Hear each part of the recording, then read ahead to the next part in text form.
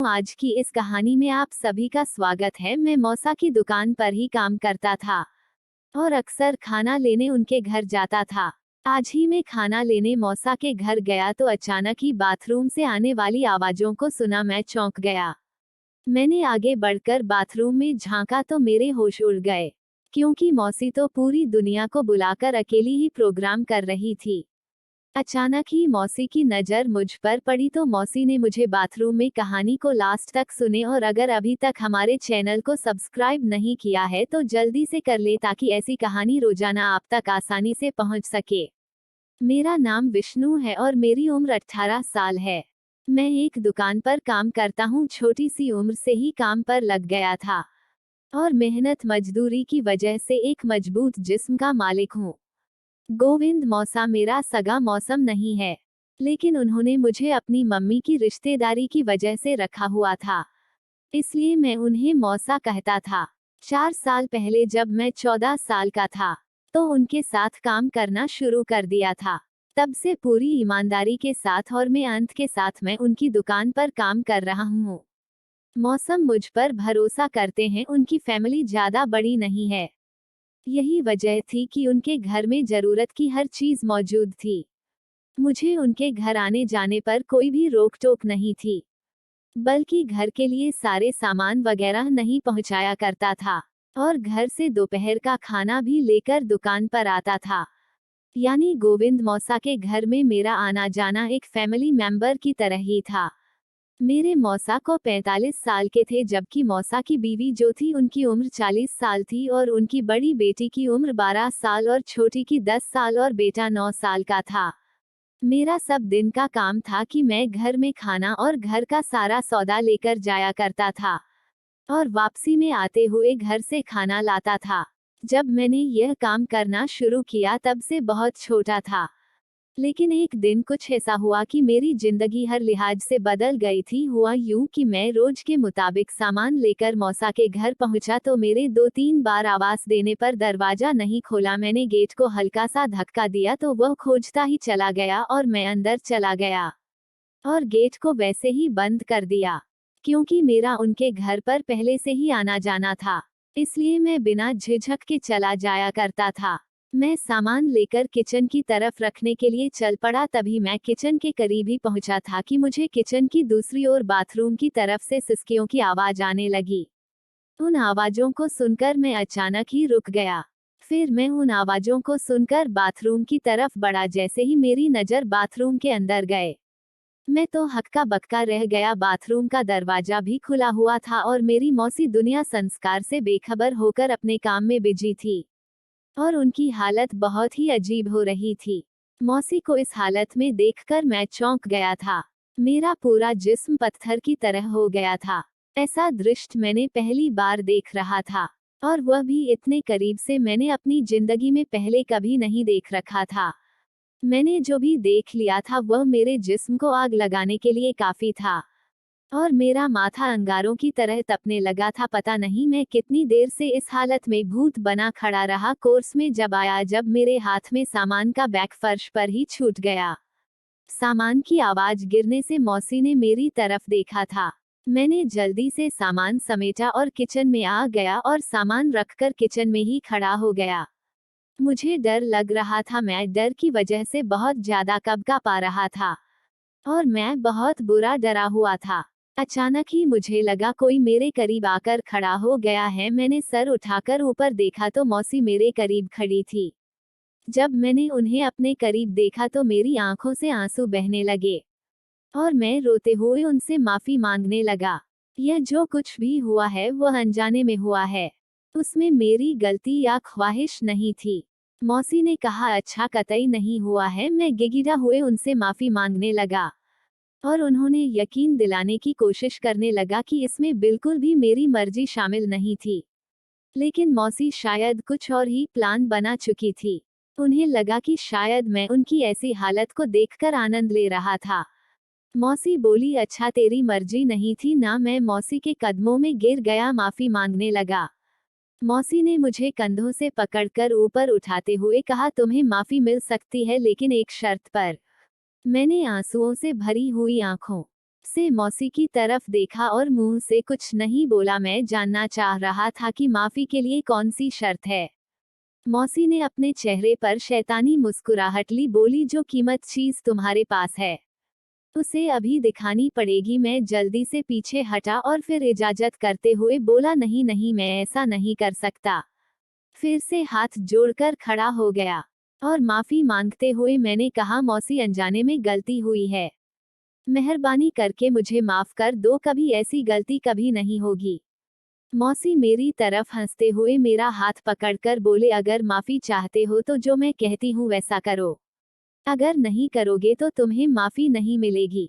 मेरे शरीर से तो जैसे आत्मा निकल रही थी, बस रोए जा रहा था, डर के मारे पूरा शरीर कांप रहा था। मौसी फिर बोली, असल में देखना चाहती हूँ कि तुम्हारे पास या जो चीज है यह कैसी है, मुझे बस दिखा तो दो, मैं तुम्हें माफ कर दूंगी। मैं इतना बच्चा तो नहीं था कि मुझे पता ना चले कि मौसी मेरे साथ क्या खेल खेलना चाह रही है, और वह अपनी बात पर आग्रह करती रही। अचानक की मौसी ने कहा, मैं जो कहती हूँ वह तो मानोगे, और अगर नहीं मानोगे तो मैं तुम्हें माफ नहीं करेगी। मैं तो जैसे भूत बन गया था, मेरे शरीर के सारे हरकत जैसे थम सी गई थी। मैं अब सर झुकाकर दरवाजे के आगे निकल गया। मौसी ने अपने एक्सपीरियंस के आधार पर अंदाजा कर लिया था कि मेरे आगे अब कोई रास्ता नहीं बचा, इसलिए उन्होंने अपना काम जारी रखा और फिर मैंने खुद को हालातों के ऊपर छोड़ दिया और मेरा रोना धोना बंद हो गया था, जबकि मुझे लग रहा था कि मैं आहिस्ता आसमान की तरफ उठ रहा। मैं किसी नशे के शहर में चला गया था। मेरा खौफ बिल्कुल भी खत्म हो गया था। मौसी बोली, पहले कभी ऐसा काम किया है क्या? मैंने जवाब दिया, नहीं।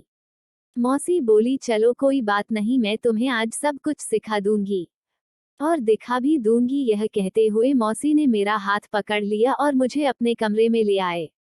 मैं किसी नौकर की तरह उनके साथ कमरे में आकर एक कोने में लगकर खड़ा हो गया।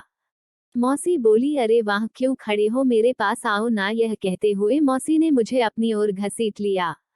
मौसी तो बहुत खुश थी, जैसे किसी बच्चे को खेलने के लिए उनका मन पसंदीदा खिलौना मिल गया हो तो वह खुश हो सकता है। मौसी भी ऐसे मेरे साथ खेल खेलना चाहती थी, और अब मैं पूरी तरह उनके काबू में था। मौसी मुझसे दुगनी उम्र की थी, लेकिन उसने खुद को बड़े अच्छे से संभाल रखा था, बल्कि इस वक्त में भी नहीं लगता था कि वह 3 बच्चों की माँ है और उसकी बड़ी बेटी 12 साल की है। मौसी का रंग भी गोरा था और देखने में भी बेहद ही हंसी थी। मैं तो नौकर जैसे जैसे वह कह रही थी वैसे वैसे किया जा रहा था। विष्णु, ऐसे ही मेरी बातों पर प्रतिक्रिया करते रहना, तुम्हें भी ज्यादा वक्त नहीं लगेगा। सब कुछ सीखने में उस वक्त मैं खुद को 7वें आसमान पर महसूस कर रहा था, जैसे मैं हवाओं में उड़ रहा हूँ। मौसी के चेहरे पर भी मुस्कुराहट थी। मौसी मेरे सर पर हाथ फेरा और मुझे गले लगा लिया, मगर मुझे दुकान पर पहुंचने में बहुत देर हो चुकी थी। अब मुझे डर लग रहा था कि मौसा को क्या कहूंगा। जब मैंने मौसी को यह बात बताई तो मौसी ने एक कहानी तैयार कर ली थी। अगर तुम्हें मौसा पूछे तो उन्हें कह देना कि मौसी की तबीयत ठीक नहीं थी और उन्होंने दवा लेने भेज दिया था, और खाना भी अभी तैयार नहीं हुआ था, जिस वजह से देर हो गई है। अब वजह और कहानी मेरे पास थी। जब मैं खाना लेकर दुकान पहुंचा तो ग्राहकों का इतना भीड़ नहीं था। मौसा के पहुंचने से पहले ही जो कहानी तैयार थी वही सुनाती। मौसा ने भी उसे सच मान लिया और खाना लेकर खाने लगे। मैं आज होने वाली इस घटना से शर्मसार था, खुद में अजीब फीलिंग से गुजर रहा था। मैं खुद को एक लड़के के बजाय बड़ा मर्द महसूस कर रहा था। जब मौसम है मेरी तरफ देखें, तुम्हें शर्म से सर झुका लेता कि मैं उनका नमक खा रहा हूँ। मौसी के वजूद और उनके घटना के सारे पहलू किसी फिल्म की तरह मेरे दिमाग में चल रहे थे। अगले दिन खाना लेने गया तो मौसी का इरादा अलग ही लग रहा था। वैसे तो वह काफी खुश दिखाई दे रही थी, और उस दिन उनका रूप पहले से ज्यादा हसीन लग रहा था। मैंने कोई ज्यादा बात नहीं की, बल्कि खामोशी ही रहा। मुझे मौसा के साथ बेईमानी और बाद निर्यात पर शर्मिंदगी हो रही थी। शायद यही वजह थी कि मैं मौसी के बात करने से हिचकिचा रहा था, जबकि मौसी मुझे बड़े प्यार से और मोहब्बत से मुस्कुराते हुए देख रही थी। मैं खाना लेकर निकलने लगा तो मौसी ने मुझे पास से पकड़कर अपनी तरफ खींच लिया और फिर अपने दोनों बाजुओं के गिरफ्तार तार में ले लिया। क्या बात है मेरे राजा, आज इतना गुमसुम क्यों हो? यह आवाज मेरे कानों से टकराई तो जवाब में सिर्फ इतना कह पाया को कोई बात नहीं है। मसीह ने कहा, विष्णु कल तुमने मुझे जो खुशी दी है उसके लिए मैं तुम्हारी शुक्रगुजार हूँ। और देखो तुम कुछ बुरा मत समझो, तुम जवान हो और समझदार भी हो, तुमने मेरी जरूरत पूरी की है। अब मैं तुम्हारी जरूरतों का ख्याल रखूंगी। हम दोनों को एक दूसरे की जरूरतों का ख्याल रखना है। यह कहते हुए मौसी ने 500 का नोट मेरी जेब में डाल दिया। मैंने नजरें चुराते हुए मौसी की तरफ देखा तो वह कहने लगी, बस एक दूसरे के बारे में सोचना है और किसी और सोच को दिमाग में नहीं जाने देना।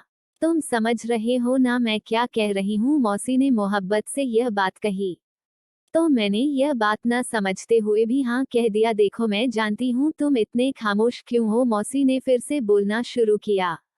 विष्णु तुम इस बात के ज्यादा मत सोचो। मुझे लगा मौसी को वाकई महसूस हो गया था कि मैं शर्मिंदा हूँ, क्योंकि मैंने मौसी से बहुत प्रार्थना की थी, लेकिन मौसी ने अपनी बात मनवाने के लिए मुझे मना ही लिया था। देखो विष्णु, जो हमारे बीच हुआ वह हमारी जरूरत है, जिसको तुम्हारा मौसा पूरा नहीं कर सकता था, इसलिए हमने उसे पूरा किया था। मौसी तो अंदर से बहुत ही ज्यादा खुश थी। इसी तरह हम इस रास्ते से मुसाफिर बनते चले गए। मौसी रोज मेरे पूछने से पहले ही तैयार हो जाती थी और मेरे साथ वक्त गुजार दें, मेरे साथ अपनी ख्वाहिशें पूरी करती। उनके बाद मैं खाना लेकर दुकान पर चला जाता। मुझे भी अंदाजा से हो गई थी। मैं इंतजार करता कि कब वक्त आए और मैं कब खाना लेने के लिए घर जाओ। एक दिन खाना लेने गया तो मौसी ने कहा, विष्णु ऐसे किसी दिन वक्त निकाल लो ताकि हम ज्यादा से ज्यादा एक दूसरे के साथ वक्त गुजार सकें। मैंने कहा, ज्यादा वक्त मैं कैसे निकाल सकता हूँ? मौसी ने कहा, चलो फिर मैं ही कोई तरकीब सोचती हूँ। दूसरे दिन मैं खाना लेने गया तो मौसी काफी खुश नजर आ रही थी। मैंने वजह पूछी तो उन्होंने कहा, एक तरकीब सोची है। अगर तुम 3-4 दिन के लिए दुकान की जिम्मेदारी संभाल लो तो हमारे घर आकर रह लो तो मैं तुम्हारे मौसा को दूसरे भेज सकती हूँ। मैंने पूछा, वह कैसे? तो मौसी बताने लगी कि मौसा की बहन पिछले काफी दिनों से दूसरे शहर में बीमार है, लेकिन मौसा दुकान और घर की मजबूरी की वजह से उनको देखने नहीं जा सकते हैं। अगर तुम दुकान और घर में रहने की हामी भर लोगे तो मैं तुम्हारे मौसा से बात कर लूंगी। दुकान का सारा काम में बखूबी जानता था और घर में रहने के लिए मुश्किल नहीं था। मौसी ने कहा, ठीक है, मैं तुम्हारे मौसा से रात को बात करूंगी, लेकिन अगर कल तुमसे तुम्हारे मौसा पूछेंगे तो उन्हें जाहिर मत होने देना कि तुम्हें इस बात को पहले से ही जानते हो, बल्कि ऐसे जाहिर करना कि यह बात तुम्हारे सामने अभी पता चली है। मैंने कहा, आप फिक्र न करो, मैं ऐसा ही करूंगा। दूसरे दिन दुकान पर मौसा ने मुझे पास बुलाकर पूछा कि मैं उनकी गैर मौजूदगी में दुकान चला सकूंगा। तो मैंने उनको यकीन दिलाया कि फिक्र की कोई बात नहीं है, मैं हर काम ईमानदारी से संभाल लूंगा। मौसा बस तसल्ली करने के लिए पूछ रहे थे, वैसे वह जानते थे कि मैं तमाम काम को समझता हूँ और किसी किस्म की परेशानी नहीं होगी। फिर मौसम है, कहा विष्णु, दुकान की इतनी परेशानी नहीं है, असल में घर में भी किसी मर्द का होना जरूरी है। मैं 3-4 दिन के लिए अगर कहीं चला जा तो क्या तुम हमारे घर में रह लोगे?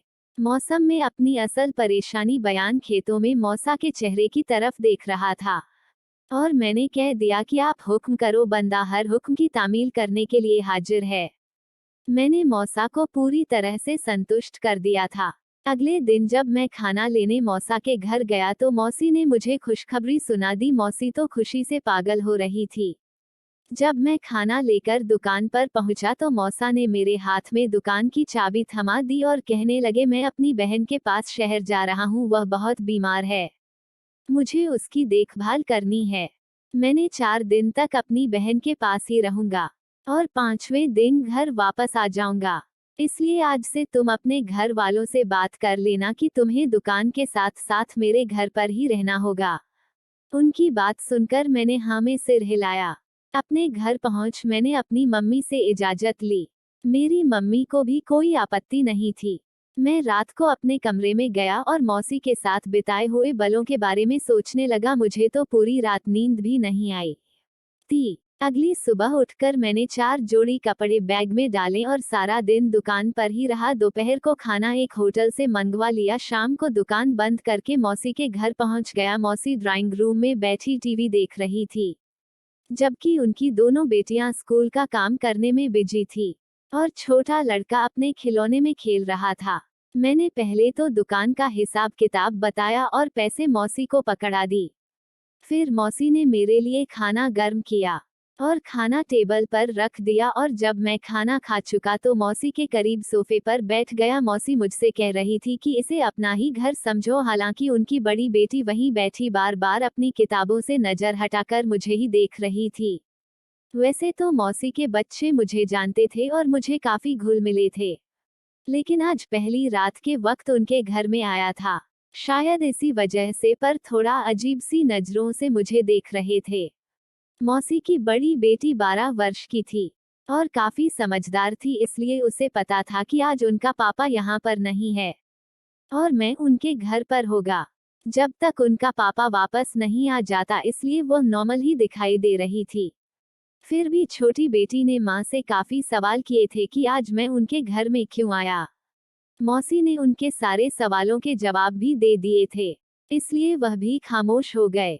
मौसी का बेटा खिलौना खेलकर मेरी गोद में आ गया और मेरे साथ खेलने लगा और खेलते खेलते ही मेरी गोद में ही सो गया। थोड़ी देर बाद मौसी मेरे पास आई और झुककर अपने बेटे को मेरी गोद में लेने लगी। मौसी की नज़र फिर से मेरी नज़र से टकराई और वह हल्के से मुस्कान थी। मौसी की परफ्यूम की खुशबू से मैं तो पागल हो रहा था। खुद पर का करना मेरे लिए बहुत ही ज्यादा मुश्किल हो रहा था। मौसी ने मुझसे कहा कि तुम भी अपने सोने की का देख लो। मैं खुशी से उठा और मौसी के पीछे चल दिया। मौसी ने पहले तो अपनी बेटी को बेडरूम में बेड पर लेटाया और फिर एक कमरा छोड़कर अपने कमरे का दरवाजा खोलते हुए कहा कि यह तुम्हारा कमरा है। बाथरूम का तो तुमको पता ही है कि कहाँ पर है। अब तुम यहाँ हो तो तुम्हें यहाँ पर कोई डिस्टर्ब नहीं करेगा। यह बात कहते हुए मौसी मुस्कुराई। मैंने भी मुस्कुराहट में जवाब दिया कि ठीक है। मौसी कमरा और बिस्तर देने के बाद हम ड्राइंग रूम में वापस आ गए। बच्चे अभी भी जाग रहे थे। हम दोनों भी किसी तरह की हरकत नहीं करना चाहते थे, लेकिन आग दोनों तरफ ही बराबर लगी हुई थी। लेकिन अभी मचल उमंगो हमने रोक रखा हुआ था और हम दोनों ने अपने ऊपर काबू कर रखा था। मौसी और मैं काफी देर तक इधर उधर की बातें करते रहे। ज्योतिका स्कूल का काम खत्म करके अब टीवी देखने में मगन हो गई थी। जब रात को 9 बजे तो मौसी ने अपनी दोनों बच्चियों को सोने के लिए कह दिया और टीवी ऑफ कर दिया। मैंने कहा सोने का वक्त हो गया है। मैं अपने बिस्तर पर आकर लेट गया और मौसी के साथ होने वाली मुलाकातों में इस कदर खो गया। मैं खुद को बहुत ज्यादा खुशकिस्मत समझ रहा था कि मौसी जैसी खूबसूरत औरत मुझ पर फिदा है और मैं मेरी हालत का भी ख्याल रख रही है। इन्हीं ख्यालों में डूबा हुआ था कि कमरे का दरवाजा खोला और मुझे मौसी नजर आई। उन्होंने मुझे आवाज भी, विष्णु क्या तुम सो गए हो? मैंने कहा भला ऐसा कैसे सोच सकता है। मौसी ने कहा चलो उठो, मेरे कमरे में चलो। वह मुझे उठाकर अपने कमरे में ले गई और मैं गुलाबों की तरह उनके पीछे पीछे चल दिया। आज मौसी ने बड़ी ही खूबसूरत जालीदार नाइटी पहनी हुई थी। उन्हें देखकर तो मैं पागल हो रहा था। कमरे में आकर मौसी ने जल्दी से मुझे अपनी बाहों में भर लिया। इससे पहले कि हमारे बीच में कुछ होता अचानक से मौसा टपक पड़े। उन्हें हम दोनों पर पहले से ही शक हो गया था और वह अपने इस शख्स को यकीन में बदलना चाहते थे, इसलिए उन्होंने मुझे रंगे हाथों पकड़ लिया था और उन्होंने मुझे दुकान की चोरी का इल्जाम लगाकर जेल भेज दिया और मुझे जेल करवा दी और मौसी तलाक दे दिया और उनका असर हमारे दोनों घरों पर पड़ा। क्योंकि मौसी के बच्चे थे वह माँ से दूर हो गए और मेरे घर में भी कमाने वाला मैं ही था और मेरा घर भी उजड़ गया। तो दोस्तों, इस कहानी को सुनने के मकसद यही था कि हम अपनी छोटी छोटी ख्वाहिश को पूरा करने के लिए अपने आसपास के लोगों के एहसानों को भूल जाते हैं, लेकिन जब भगवान हरकत में आता है तो उसके आगे किसी की भी नहीं चलती। तो दोस्तों, आपको यह कहानी कैसी लगी हमें कमेंट करके जरूर बताएं और प्लीज इस कहानी को ज्यादा से ज्यादा शेयर और वीडियो को लाइक कर लें। और जवान कहानी चैनल को सब्सक्राइब करें। और हाँ, नोटिफिकेशन को जरूर दबाएं ताकि आने वाली अगली अपडेट सबसे पहले आपको मिले। धन्यवाद।